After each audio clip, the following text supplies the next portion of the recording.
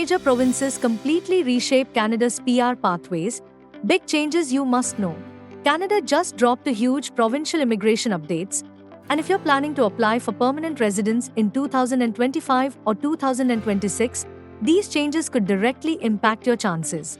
Nova Scotia has introduced a brand new EOI system for all its PR programs, while Ontario has proposed a complete redesign of its nominee program, potentially replacing almost every existing stream. Let's break down what's changing and why it matters.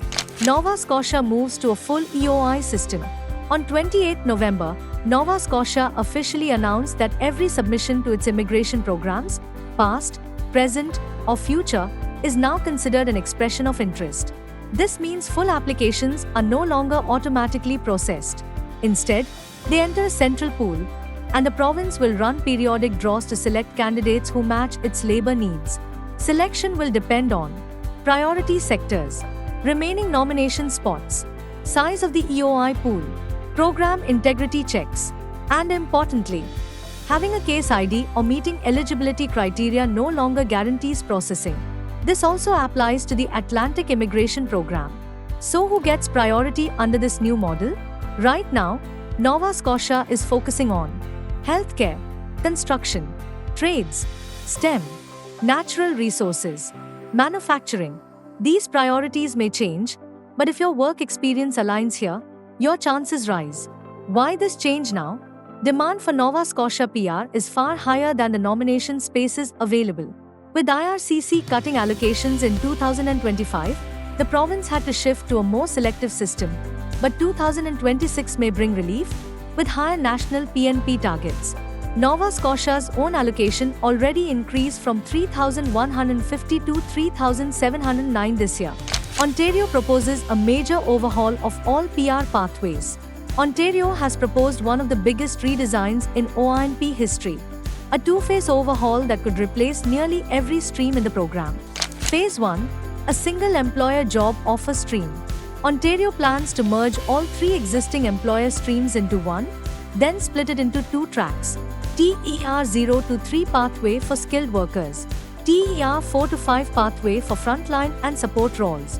The TER 0 to 3 track would require median wage job offer, 6 months Ontario experience or 2 years global experience or a valid license, a post-secondary credential unless you already worked 6 months with the employer.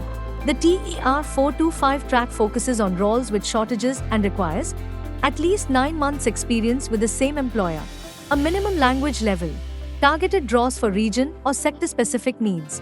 Ontario may also introduce a union-supported pathway for construction workers, regional hiring priorities based on labor shortages. Phase 2, Ontario creates 3 new streams. If approved, Ontario would eliminate its other streams and launch 3 completely new ones. Priority healthcare stream, no job offer required for licensed healthcare professionals. Entrepreneur stream, for those actively running or buying a business in Ontario. Exceptional talent stream, for individuals with significant achievements in research, innovation, arts, or science. This last one focuses on true impact, not points, meaning awards, publications, groundbreaking work, or major creative contributions could qualify someone for nomination. Ontario is currently collecting feedback on the proposal, and details on handling in-progress applications are yet to be announced. Conclusion. To provinces, 2 major redesigns. Nova Scotia is shifting to a more selective EOI system, and Ontario is preparing to rebuild its PR pathways from the ground up. Whether you're a skilled worker, a recent graduate, a healthcare professional, or an entrepreneur, these changes could open new doors or require you to rethink your strategy. This is the end of today's video update. We hope you found it helpful. Thank you for watching, and if you enjoyed the video, hit the like button, subscribe to our channel, and press the bell icon to stay updated with the latest Canada immigration news.